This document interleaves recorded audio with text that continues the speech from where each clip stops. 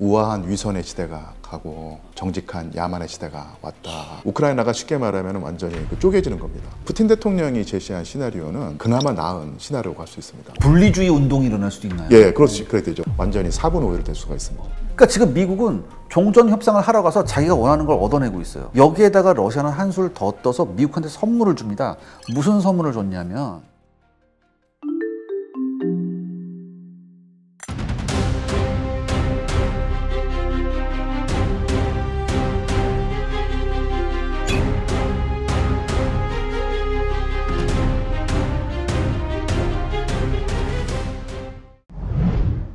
러시아와 우크라이나 종전 이후는 어떨까 우리가 이제 많이들 예상을 하려 하고 궁금해 하는데 이들이 내세운 카드들은 뭔가요? 아, 굉장히 중요합니다. 네.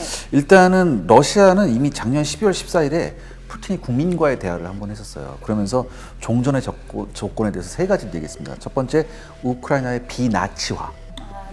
그 다음에 비군사화, 마지막으로 중립화. 이 세 가지가 조건이었습니다. 그러면 이 비나치화는 뭘까? 비나치화는 한마디로 우크라이나의 정권 교체를 의미를 합니다. 그렇죠. 즉 친서방 민족주의 정권을 적어도 중립적이거나 아니면 되도록이면 친러시아적 정부로 바꾼다 이런 거고, 비군사화는 지금까지 러시아가 점령한 영토를 모두 인정하고 우리 걸로 한다 그겁니다. 마지막 이제 세 번째가 뭐냐면 이제 중립화인데 한마디로 나토 가입하면 안 돼. 영원 불변하게 너희는 나토 가입하면 안 돼.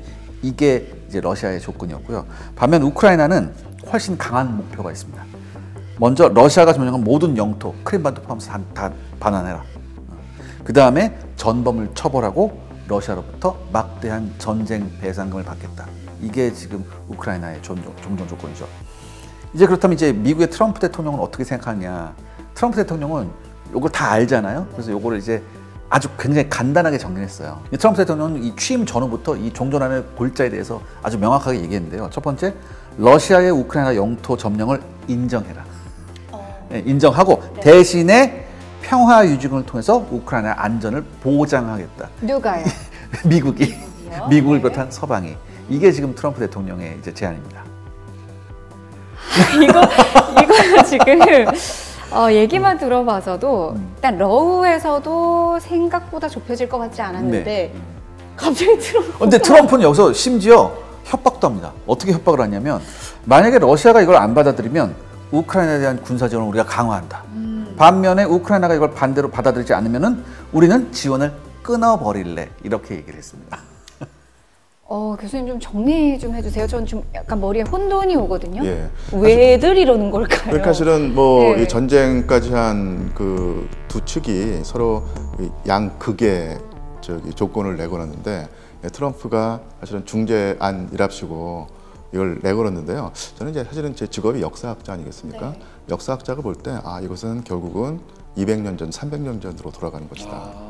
그래서 이 우크라이나 지도를 보시면 알겠지만 이 북쪽에서 남쪽으로 흘러서 흑해로 들어가는 드니프로강이 있는데 드니프로강과 강 그 동쪽에는 러시아 색채가 상당히 짙어요. 왜냐하면 러시아 제국의 지배를 받았기 때문에. 네. 반면에 강 서쪽은 이제 폴란드의 지배를 받아서 폴란드 색채. 근데 사실 이게 폴란드라는 것은 사실은 서방 색채거든요. 네. 서방 색채가 강해서 사실은 그 독립하기 전까지 그리고 상당히 오랜 기간 동안에 우크라이나가 친러시아적인 동쪽, 친서방적인 서쪽으로 나뉘어져 있었는데 그것을 다시 되살리는 사람이 트럼프라고 할 수 있습니다. 예. 그래서 뭐 알고 그랬는지 모르고 그랬는지 모르겠는데 결국은 미국이 제시한 안이 결국은 200년, 300년 전으로 돌아가서 우크라이나가 러시아 지역과 서방 지역으로 나눠져 있는 그것으로 결국 문제를 해결하자 이렇게. 그다음에 또 트럼프가 굉장히 재밌는 얘기를 했었죠. 네. 예전에 바이든 정부 같으면 뭐 한 2달에 한 번, 석 달에 한 번 뭐 몇백억 달러 지원책을 발표했잖아요. 그러면서 이렇게 했는데 트럼프는 이런 얘기를 했습니다. 우크라이나한테 3천억 달러에 달하는 군사 지원 프로그램을 얘기를 해줘요. 그래서 처음에 젤렌스키가 어떻게 생각했냐면 그래도 계속해서 지원을 해주나 보다라고 했는데 이때 트럼프는 곧 이어서 이런 얘기를 하죠. 우리가 3천억 달러 지원을 해줄 테니까 그 대가로 우크라이나의 히토류를 우리가 가져야겠다. 여기에 대한 협상도 같이 우리는 원한다. 즉 군사 안보와 지하전을 맞바꾸자는 딜을 젤렌스키 대통령한테 했습니다. 지금 이런 딜을 이 시점에서 하는 게 맞나라는 생각이 들 정도인데 저야말로 지금 어떻게 생각해야 될지 모르겠어요. 이건. 누군가가 피 터지게 혈투를 다지고 있을 때 누군가는 경제적으로도 올라가면서 정보까지 얻을 수가 있었군요. 더 웃긴 얘기 하나 해드릴까요? 네. 러시아가 이제 원유를 싸게 파니까 러시아제 원유를 많이 사는 나라가 있잖아요. 그런 나라 중에 어떤 나라가 있었냐면 사우디하고 UAE가 있었어요. 있잖아요. 자기들은 가지고 있잖아요. 근데 이걸 사요. 러시아제 원유를 사서 자국 내 수요를 하고 자국에서 생산하는 거는 비싸게 파는 거예요. 와, 있는 놈들이 더. 네, 그러니까 이래요. 지금 세상이. 그러면 지금 두 분의 말씀을 좀 조합해서 정리를 해보자면 감히 이제 끝으로 조금씩 가고 있는 거 아닌가, 좀 끝이 보이는 거 아닌가 이런 생각이 듭니다. 그러면 이 전쟁이 어떤 식으로 막이 내려지는 걸까요? 사실은 그 앞날을 예측한다는 게 쉽지가 않은 얘기인데 지금 이 추세가 유지되고 뭔가 획기적인 전환이 없다고 가정을 하면 결국은 러시아의 승리, 우크라이나의 패배로 끝나게 될 텐데요. 네. 여기서 우크라이나라는 나라의 미래가 어떻게 될 것인가를 놓고 볼 때 저는 상당히 암울하다는 느낌. 네. 이번 종전 협상의 내용을 봐도 일단은 우크라이나가 배제됐잖아요. 우크라이나는 참석 못하고 미국과 러시아하고만 얘기했거든요. 근데 참 제가 이걸 보면서 이 둘의 이렇게 한마디로 이 짓거리를 보면서 굉장히 제가 좀 우울했던 게 뭐냐면 분명히 우크라이나와 러시아 간의 전쟁을 끝내려고 하는 협상인데 미국과 러시아는 서로 지금 선물을 주고받고 있어요. 제가 이거를 조사해 왔습니다.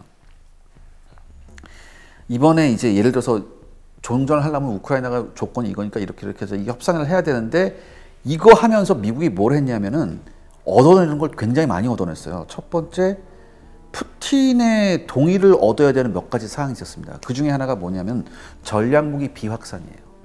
전략무기 비확산을 이번에 어젠다로 넣어가지고 러시아하고 전략무기 비확산에 동의를 했어요. 근데 이건 뭐냐면 중국을 겨냥한 거거든요. 쉽게 말해서 중국의 핵 감축을 양국이 동의한다. 이런 걸 얻어낸 겁니다. 두 번째 또 어젠다가 뭐가 있었냐면 이란의 이스라엘 파괴 시도를 원천적으로 차단한다는 게 미국과 러시아의 간 오간 내용이에요.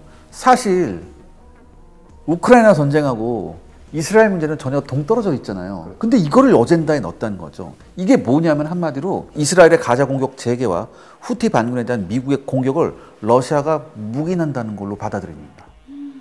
그러니까 지금 미국은 종전 협상을 하러 가서 자기가 원하는 걸 얻어내고 있어요. 여기에다가 러시아는 한술 더 떠서 미국한테 선물을 줍니다. 무슨 선물을 줬냐면 미국의 헤지펀드인 683 캐피탈 파트너스라는 이 회사한테 뭘 하냐면은 원래 이 헤지펀드가 이게 있었습니다. 이 러시아 기업 주식의 매각을 유럽 이 헤지펀드들이 많이 하고 있었는데 이게 중단됐었거든요. 이걸 재계약에 허락을 해줬어요. 그러니까 이 매각을 허용 안 해주면 이건 휴지 조각인데 이게 매각이 허용돼서 다시 러시아 기업들의 주식을 매매할 수 있게 해줬단 말이에요. 이거는 러시아 주식을 가지고 있는 서방 이 회사들한테, 이 서방 기업들한테 굉장한 단비 같은 거거든요. 그러니까 이걸 제가 어떻게 받아들여야 되느냐. 왜 지금 왜 우크라이나의 운명을 결정하고 이렇게 해야 되는데 우크라이나의 운명은 저쪽에 가 있고 자기들 이해관계만 지금 왔다 갔다 하고 있거든요. 그래서 사실은 그 서울대 통일평화연구소의 이문영 교수란 분이 있는데요. 네.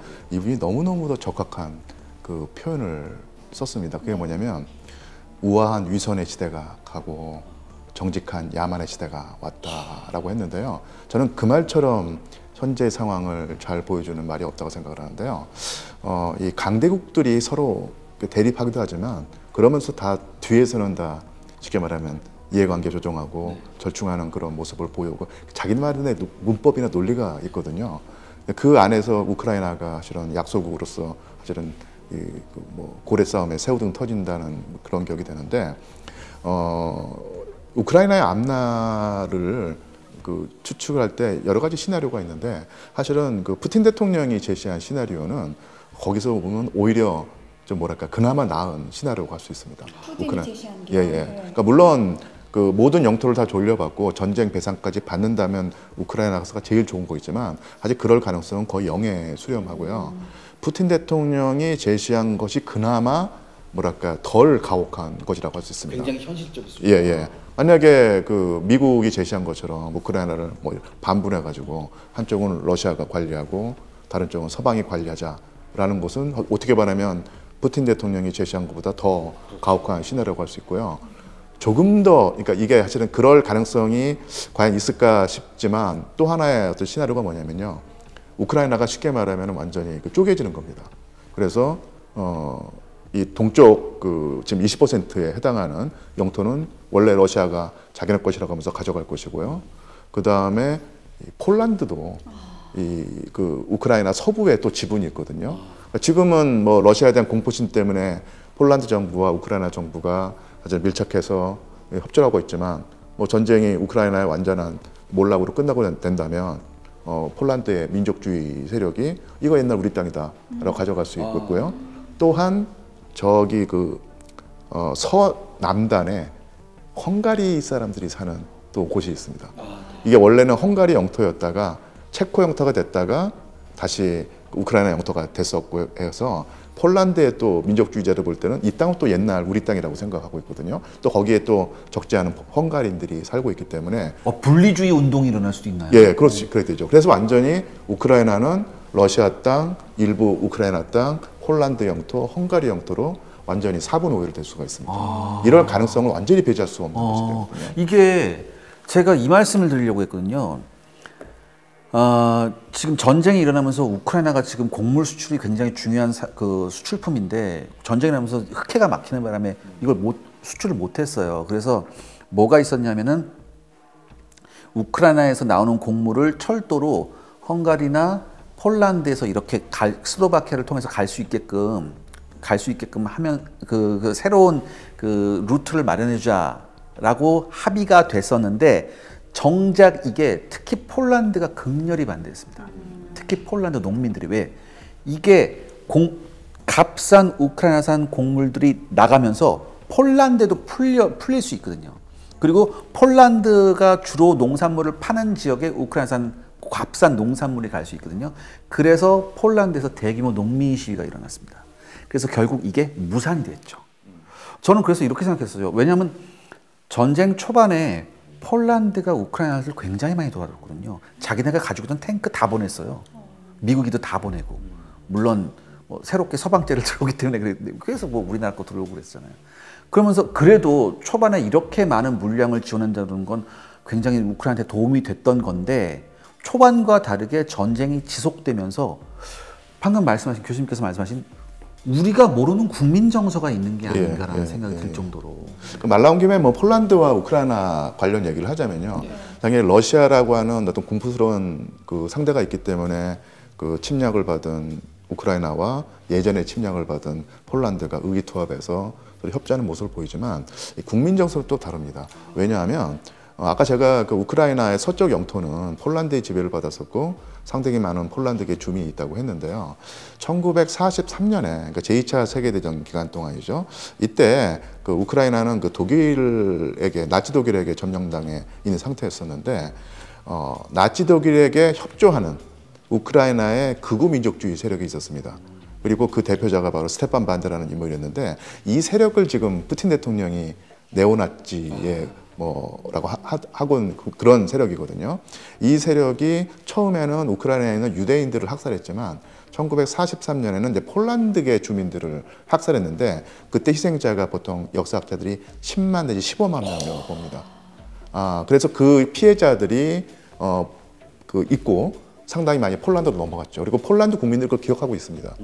그래서 정부는 우크라이나와 폴란드가 서로 우호 관계를 맺고 있지만 폴란드의 상당수는 옛날에 우크라이나인들이 우리에게 했던 그 만행을 기억하고 있고 우호적인 관계만 아니거든요. 그래서 만약에 우크라이나가 아까도 말씀드린 것처럼 완전히 그 패망의 길로 접어들 때 그 기억을 끄집어내서 복수를 한다는 뭐 그런 개념으로 뭐 땅을 가져갈 수 있을지도 모르고요.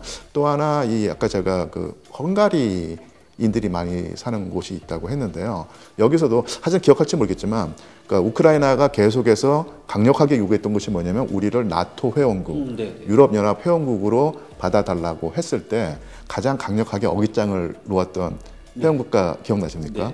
바로 헝가리였습니다. 오르반 총리가 어깃장을 놨는데요. 그것이 뭐 물론 그 오르반 총리라고 하는 정치인과 푸틴이라고 하는 정치인이 서로 뭐 성향이 맞아가지고 뭐 이런 것도 있겠지만 역사적으로 볼 때 우크라이나에 사는 헝가리인들에 대한 우크라이나 중앙 정부의 지속적인 박해 이게 그 뭐랄까요 작용을 해서 오르반 총리에게 뭐 이렇게 우크라이나라는 나라에 대한 일말의 어떤 애정이라든지 이게 없다고 할 수 있거든요. 그만큼 이 우크라이나라는 나라가 뭐 거의 모든 대부분의 그 유럽 국가들이 다 마찬가지겠지만 특히나 우크라이나 민족 문제에서 상당히 복잡하고 아주 그 묘하게 꼬여 있기 때문에 이것을 어느 뭐 흑백의 논리로 판단하기가 쉽지가 않다는 얘기입니다. 이거 제가 지금 든 생각이 뭐냐면 이거 자칫 잘못하면 예전에 유고내전 비슷하게 가는 게 아닐까라는 생각이 들 정도로. 그래서 많은 사람들이 러시아와 우크라이나 사이에 전쟁이 터졌을 때 정확히 말하면 러시아가 우크라이나를 침공한 것이죠. 이게 작은 형태, 좀 완화된 형태의 유고 사태, 발칸 사태로 갈 수 있다. 이걸 걱정했는데 사실 그 걱정이 현실화되는 측면이 있습니다. 와, 그렇군요. 그러니까 단순히 서방 국가와 러시아 국가 이렇게 이분법적인 분단 국가가 될 가능성도 있지만 그보다도 더 세세하게 지금 호시탐탐 노리고 있는 국가들이 굉장히 많군요. 그러니까 이게 그 전쟁이 끝나고 난 다음에 전쟁에 진 국가를 주변 열강들이 아니면 국가들이 서로 나눠 가지는 이런 뭐랄까 이런 상황이 19세기에 많이 있었던 것인데 아까도 말씀드렸지만 우한 위선의 시대가 가고 정직한 야만의 시대가 왔다면 19세기에 벌어지던 행태가 21세기에 재현될 가능성이 없다고 말할 수 없는 상황이죠. 동물의 세계 같아요. 그러니까 야만의 세계. 했는데 갑자기 하이에나 몰려오고 뭐 곰 오고 다 오고 와서 나는 다리 가져갈게. 너는 가서 뭐 이런 식이 돼버린 그런 꼴이네요.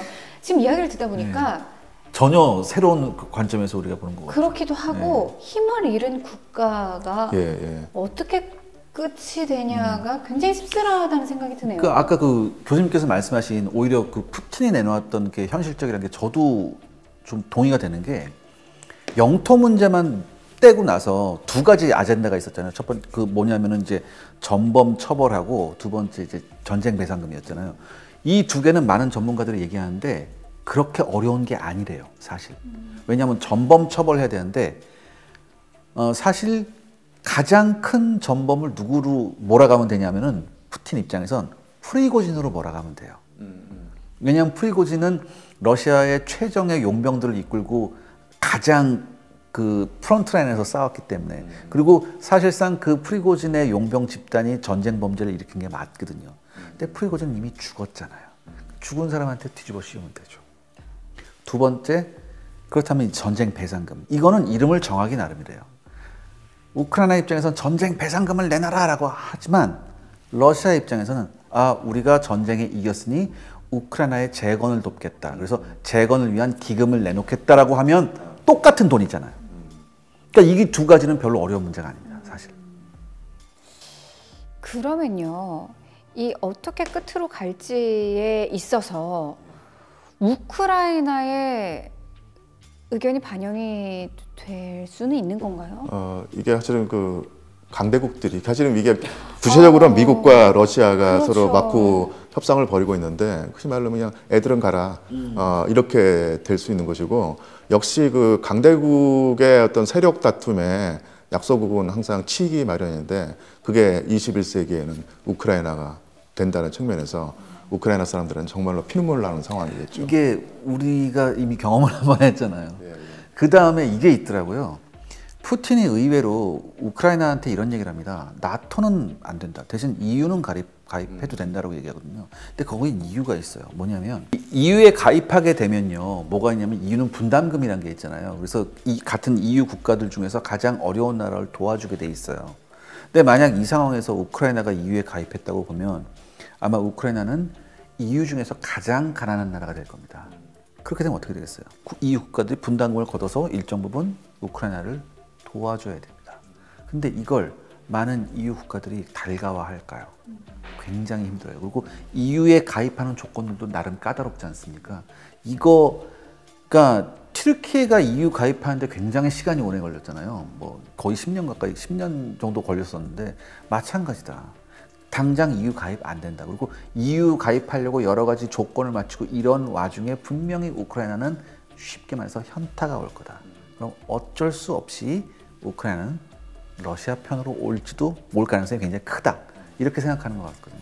그러니까 사실은 그 우크라이나 국민들이 정말로 그러니까 뭐랄까요, 양자택일에서 정말 고민을 많이 해야 될 것 같은데, 굳이 비유를 하자면 우리나라 그 병자호란 때 남한산성에 있는 조정 대신들이라든지 조선 백성들이 결국은 주화파를 선택해야 될 것인가, 아니면 주전파를 선택해야 될 것인가, 다 양쪽에 어떤 나름대로의 논리가 있는데, 그때 그 눈물을 머금고 그 화친을 택해서 그나마 조선이라고 하는 나라의 명맥을 유지했는데, 우크라이나도 비슷한 상황인 것 같습니다. 여기서 전쟁을 계속했다가는 완전히 그 뭐랄까 밑둥까지 다 흔들리면서 국가 존망 존망이 되고, 눈물을 머금고 그 화친을 택하자니 정말로 알토란 같은 동쪽 영토 20%를 내줘야 되는 상황이고, 어떤 것이 좋은가 이런 걸 선택해야 되는 이 상황 자체가 정말로 피눈물 나는 상황이죠.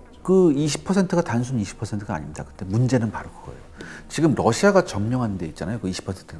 거기에 모든 우크라이나의 산업시설 80%가 있습니다. 그러니까 이거는 만약에 이대로 종전돼서 러시아가 점령한 영토를 모두 인정해준다? 당분간 우크라이나는 농업국가로 갈 수밖에 없습니다. 그러니까 일종의 20%라고 했지만 뭐 대한민국으로 따지면 서울, 그래, 서울 경기도 다 가져가는 거잖아. 그렇죠. 이렇게 되는 거죠. 퍼센트는 20%지만. 그럼 갑자기 궁금해진 것이, 이 미국과 우크라이나는 광물 협정을 통해서 무엇을 얻기 위함이었을까? 이 트럼프의 빅피처인가? 이런 생각도 좀 듭니다. 이 와중에 이건 뭘까요? 글쎄, 저 같은 경우는 이게 그 미국이 우크라이나에게 지난 3년 동안에 주었던 천문학적인 지원금이란 것이 네네. 사실은 이게 선물이 아니라 공짜가 아니다. 공짜가 세상에 아니라- 공짜가 예. 어딨냐. 그러니까 외상이었다는 얘기죠. 예, 정산 들어간 거죠. 그래서 이 그래서 제가 이제 그 국제법이라든지 법적인 상황까지는 세세히 모르는데, 한국 전쟁이 일어났을 때 미국이 들어와서 참 엄청난 물자 지원과 전비를 소모했는데 나중에 한국 정부한테 청구를 하지 않았지 않습니까? 근데 그것은 아마 유엔의 그 이름으로 들어왔었고 했기 때문인데, 이 우크라이나를 지난 3년 동안에 바이든 행정부가 도울 때는 무기대여법이라고 하는 입법을 통해서 됐거든요. 무기대여법은 쉽게 말하면 외상으로 이게 물자를 꿔주는 겁니다. 근데 그 무기대여법이 위반돼서 실행되었던 것이 제2차 세계대전인데, 미국이 영국, 그리고 일본과 싸우던 중국, 그리고 나치들과 싸우는 소련에게 천문학적인 금액 지원을 해줬거든요. 이거 다 받아냈습니다. 영국에서도 받아냈고요. 영국이 사실은 대영 제국이 어느 틈에 미국의 푸들로 전락하게 된 계기가 바로 이 무기대여법 때문에 그렇습니다. 갚다가 완전히 미국 경제에 종속된 것이거든요. 소련 같은 경우도 안 갚으려고 했는데요. 끝까지 결국은 내야 됐었고, 2000년대 초까지 계속해서 이 변제를 했었고, 맨 마지막에 마지막 할당금을 낸 사람이 푸틴 대통령입니다. 그런데 지금 미국이 더더군다나 이 트럼프라고 하는 비즈니스맨의 마인드를 가진 사람이 우크라이나에게 주었던 돈을 그냥 탕감해 줄 리가 없거든요. 예, 받아낼 텐데, 그나마 영국이나 그 소련 같은 경우는 그래도 자체의 어떤 경제력 이런 게 있었기 때문에 결국 다 물자로 받아냈는데, 우크라이나 같은 경우는 지금 이세한 기자께서 말씀하셨듯이 사실은 경제를 되살려내서 돈을 번 다음에 그 번 돈을 가지고 빚을 갚을 수 있는 상황이 아닌 거죠. 트럼프가 죽을 때가 돼야 그렇죠. 현물로 받아내야 되는 것인데, 현물로 받아낼 때 사실은 우크라이나에 있는 게 사실은 히토류, 광물밖에 없는 이런 현상이죠. 그러니까 지금 제가 아까 정산이라는 말씀을 드렸는데 이 정산의 키워드 중에서 키워드는 두 가지가 있습니다. 첫 번째 그 중에 하나가 광물이에요. 제가 한번 이 말씀드려보면 사실 우크라이나는 이게 자원의 부국입니다. 그렇죠. 이게 유럽 최대 핵심 광물 매장지예요. 근데 이렇게 가진 게 많은 땅들은 왜 이렇게 불안한지 모르겠어요. 좀. 근데 이게 좀 살펴봤거든요. 광물 120종 중에 117종이 우크라이나에 매장되어 있습니다. 그 다음에 탐색 대상지만 8,700곳이에요.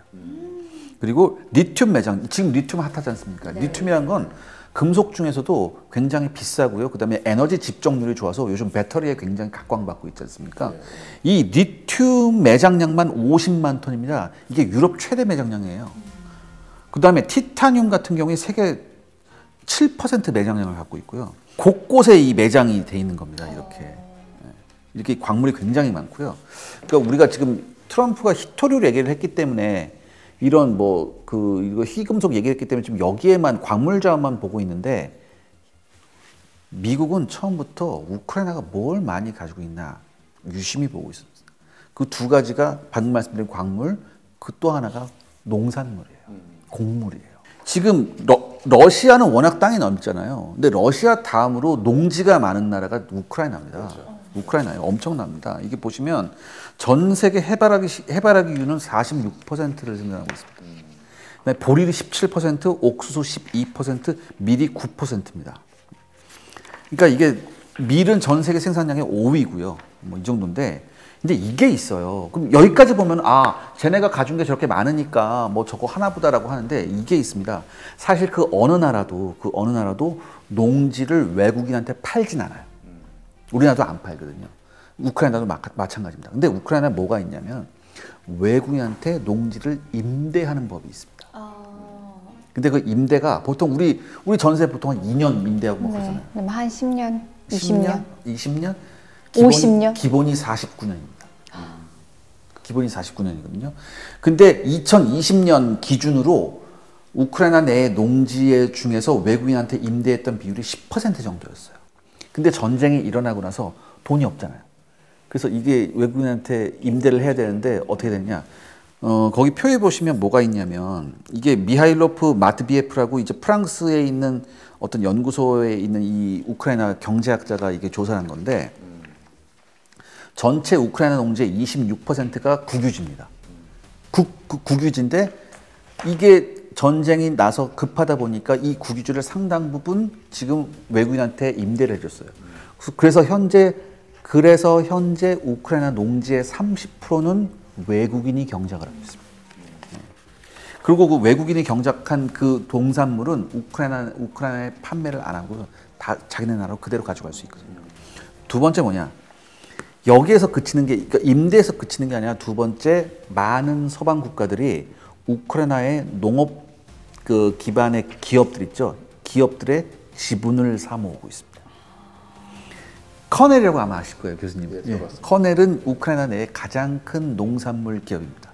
이 기업에 지금 한번 보시면요, 이 기업의 42.62%를 이제 뭐 우크라이나가 가지고 있지만 나머지를 보면 대부분 서방 국가입니다. 지금 기자님 말씀을 듣고 나니까 앞서서 교수님께서 이쪽은 헝가리가 가져갈 거고 서남 쪽은 동쪽은 또 러시아가 가져갈 것이고 이렇게 일어날 가능성이 앞으로 있습니다라고 말씀을 하셨는데 이미 진행이 되고 있는 상황인데요. 저는 그러니까 이 농산물에 대한 이런 뭐 기업 합병이나 뭐 이렇게 임대 이런 거 있잖아요. 이건 전쟁 와중에 이미 있었어요. 그러니까 겉으로 보이기에는 아직은 우크라이나 땅이지만 실속을 들여다봤을 때는 사실상 우크라이나께 아닌 게 되고 있는 상황인 거잖아요. 이거 지금 시작입니다.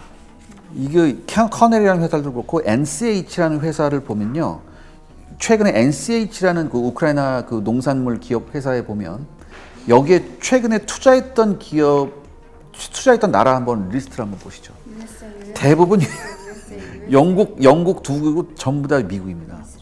이미 우크라이나 내에 가장 큰 농산물 기업 두 곳이 거의 지분이 서방한테 넘어갔고요. 마지막으로 가장 무서운 게 있습니다. 우리가 농사를 지려면 땅하고 사람만 있으면 됩니까? 씨앗도 있어야 되고 농기구도 있어야 되고 비료도 있어야 됩니다. 즉 우크라이나 농산물을 우크라이나 농업을 위한 핵심적인 기반 이런 그 재료 있죠. 이거 기업을 지금 보시다시피 미국의 3개 회사가 다 가지고 있습니다. 카길이라는 회사, 그 다음에 몬산토라는 회사, 두폰이라는 회사죠. 카길이라는 회사는 어떤 농기계, 그 다음에 몬산토는 씨앗, 종자 씨앗 회사, 그 다음에 듀폰은 비료. 이 회사가 지금 우크라이나의 모든 농업 생산 재반 이런 것들을 다 장악하고 있는 상태거든요. 그렇기 때문에 저는 이렇게 봐요. 이미 정산은 시작됐고요. 제가 이런 말씀드렸잖아요. 우크라이나가 이제는 농업 국가로 갈 수밖에 없다. 상당 기간. 근데 그럼에도 불구하고 이렇게 실속은 서방 국가들이 이미 손을 뻗쳐 있다고 저는 이렇게 보거든요.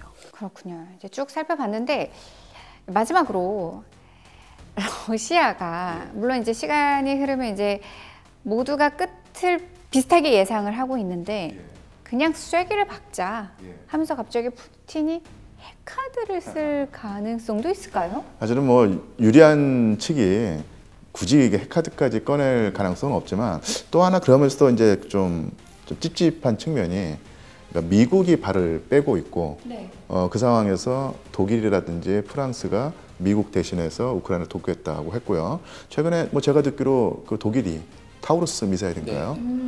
사정거리 500km가 되는 그 장거리 미사일을 우크라이나에 제공하겠다고 했는데 여기서 뭐 이런 사태를 얘기했는지 모르겠지만 한 1년 전쯤에 푸틴 대통령이 러시아군의 핵 사용 교리를 바꿨습니다.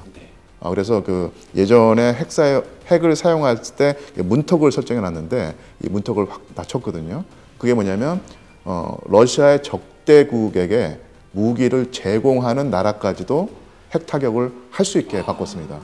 그렇게 된다면 만약에 독일이 우크라이나를 돕는다고 타우루스 미사일을 제공하면은 푸틴의 생각에서는 독일까지도 공격할 수 있는 어떤 그 정당성이 생겨서 이렇게 상승작용을 일으키면 결국은 서방과 러시아 사이에 핵을 주고받는 극단적인 사태가 없다고 볼 수 없다는 얘기죠. 그러니까 중요한 게 이게 근거가 마련된 게 중요한 것 같아요. 그래서 사실은 모든 정치가가 마찬가지지만 자신의 어떤 권력 기반을 굳히기 위해서 외부의 어떤 그 위협 요인을 과장하고 부풀리고 강조해서 결속력을 가질 텐데 푸틴 대통령은 서방의 어떤 위협을 그 강조하고 부풀려서 러시아의 결속을 다질 텐데 또한 서방도 마찬가지입니다. 서방도 지금 엄청나게 많은 경제 위기라든지 뭐 난민이라든지 어떤 이런 식으로 엄청나게 그 어려움에 처했는데 서방도 마찬가지로 러시아의 위협을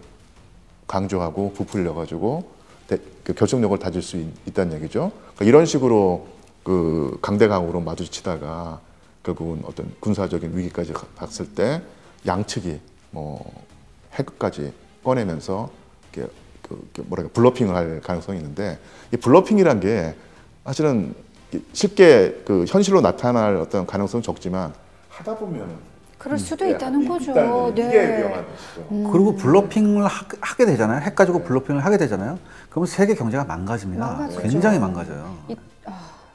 생각하고 싶지도 않은데 그 트럼프 대통령이 취임하면서 선언했던 것 중에 하나가 이 러시아 우크라이나 전쟁을 종전시킬 것이다 라고 선언을 했고 그게 어느덧 벌써 100일 가까이가 지났습니다. 불과 이틀 전 4월 20일 날 트럼프 대통령이 이거 끝나지 않으면 그냥 빠질란다. 이제 더 이상은 돕지도 않고 개입하지도 않고 난 빠지겠소 라고까지 선언을 했거든요. 근데 실제로 진짜 이게 일어나면 미국이 빠져버린다면 어떻게 되는 걸까요? 아마 그 빈자리를 독일이나 프랑스라든지 이런 나라가 메우려고 할 텐데요. 나토 국가들이. 근데 과연 그 이런 유럽의 핵심적인 국가들이 미국을 완전히 그 대체할 수 있을까? 또 그럴 의사가 과연 있을까? 역량이 있을까? 조금은 의심스럽습니다. 저도 그렇게 생각합니다. 지금 일단 지금까지 전쟁에서 미국이 우크라이나를 지원한 규모와 나머지 유럽 국가들이 지원한 규모가 비교할 수가 없거든요, 사실. 그러니까 쉽게 말해서 미국이 확 빠진다고 하면은 진짜 단팥빵에서 단팥이 다 빠져버리는 겁니다. 그럼 나머지는 뭐 별로 의미가 없어져 버린 거거든요. 그만큼 이번엔 저는 이걸 생각했었어요. 이게 우리나라도 이런 경험이 있잖아요. 그러면서 처음에 러시아 우크라이나 전쟁이 일어났을 때 많은 사람들이 이런 얘기를 했습니다. 신냉전이 시작됐다. 신냉전이 시작돼서 막 이제 바로 또 양쪽이 똘똘 뭉쳐서 할 거다라고 했는데 정작 지금 나타난 건 뭡니까? 신냉전이 아니라 극단적인 다극적 구도거든요. 즉 국익이 우선이에요. 이 혼란한 틈에서 어떻게 우리 국익을 차릴 것이냐, 이게 굉장히 큰 이슈가 됐거든요. 여기에서 과연 우리나라가 어떤 스탠스를 어떻게 취해야 될지 전 그게 굉장히 걱정이에요. 이럴수록 우리가 외교를 굉장히 잘해야 되는데. 사실 이세환 기자께서 지금 정말 중요한 말씀을 짚어주셨는데 이 전쟁이 일어날 때까지만 하더라도 러시아의 입장은 미국의 일극 체제를 깨고 다극 체제로 세계를 재편하는 것이었거든요. 이에 맞서서 바이든 행정부는 절대로 용인하지 않겠다. 미국의 일극 체제를 끝까지 유지하겠다라고 하면서 그 충돌이 우크라이나에서 계속 벌어지게 된 것인데, 트럼프라고 하는 정말 그 미국 정치계의 어떤 매버릭이라고 할까요? 야생마가 등장하면서 미국의 모든 외교 노선을 폐지해버리고 트럼프의 그 입장이 이런 것 같아요. 미국이 일극 체제를 유지하느라고 너무 많은 에너지를 소모한다. 그래서 다극 체제로 가자. 단 미국이 취할 바는 이 다극 체제를 용인하는 대신에 그 다극 중에서 가장 강력한 극으로 미국이 남아야 된다. 이렇게 됐거든요. 그러니까 이런 식으로 어느 틈에 약간은 트럼프라고 하는 인물과 푸틴이라고 하는 인물의 어떤 구상이 맞아떨어지는 측면이 있는데, 문제는 우리입니다. 문제가 옛날에 미국의 일극 체제가 유지가 된다고 하면은 우리의 외교는 정말 단순했거든요. 미국만 보고 쫓아가면 되는데, 어느 틈에 그 세계는 여러 개의 극으로 나눠져 있고, 이렇게 되면 우리가 그 풀어야 될 방정식이 2차 방정식이 아니라 4차, 4차, 5차 방정식이 되기 때문에 어마어마한 변수를 고려해야 돼서 정말로 그 슬기롭고 유연한 자세를 취해야 되는데, 그런 어떤 이 변화를 우리가 절실히 느끼고 슬기를 모아야 되지 않을까, 이런 생각을 해봅니다. 그럼 말 나온 김에 마지막으로, 그렇다면 우리나라가 지금 행해야 하는 과제 어떤 것이 있는지 마지막으로 또 한 줄 정리해 보도록 할까요? 전 이게 필요할 것 같아요. 우리나라가 이게 없어요. 우리 국가 핵심 이익과 핵심 목표가 무엇이냐라는 명확한 게 없는 것 같아요, 지금. 그래서 이 명확한 전제부터 확립한 다음에 그 다음에 어떻게 이것을 외교적으로 풀어야 할까라는 고민을 모두가, 똑똑한 사람들 많잖아요, 우리나라가. 그러니까 그런 오피니언 리더들이 모여서 고민을 해보고 거기에 대한 해결책을 내놔야 할 것 같습니다. 저 같은 경우는 그 지금 대한민국의 앞날에는 조선의 앞날이 아니라 고려의 앞날이 펼쳐져 있다. 조선이야 그야말로 그 중국이라고 하는 어떤 극만 쫓아가면 됐지만, 지금은 중국이란 극도 있고 뭐 어떻게 그 뭐랄까 금나라라는 극도 있고 여러 개 극이 있는 상황이, 이게 바로 고려 시대거든요. 고려 외교관들의 슬기를 우리가 다시 한번 되살려서 우리의 앞날을 설계해야 되겠다, 이렇게 생각하겠습니다. 고려 외교관들의 선례를 우리가 좀 고려해봐야 되지 야, 않을까? 오늘 라임이 좋은데요. 네. 해보도록 하겠습니다. 끝날 듯 끝나지 않는 러시아 우크라이나 전쟁에 대해서 다시 한번 이야기 나눠봤습니다. 이렇게 얽히고 얽혀있는 상황 속에서 우리가 더더욱 우리의 힘을 키우기 위해서 노력해야 할 때가 아닌가 생각이 듭니다. 대담한 세계지도 다음 시간 더욱더 유익한 주제로 다시 찾아오겠습니다. 함께해 주신 여러분 고맙습니다. 매일 돈을 쓰는데 그 가치는 누가 정할까요? 정답은 슈퍼달러 슈퍼리치에 있습니다. 복잡한 공식은 빼고 투자 타이밍을 잡는 환율의 핵심만 담았습니다. 빠르게 변화하는 금융시장, 그 중심엔 언제나 환율이 있습니다. 오늘부터 환율과 썸 타볼까요?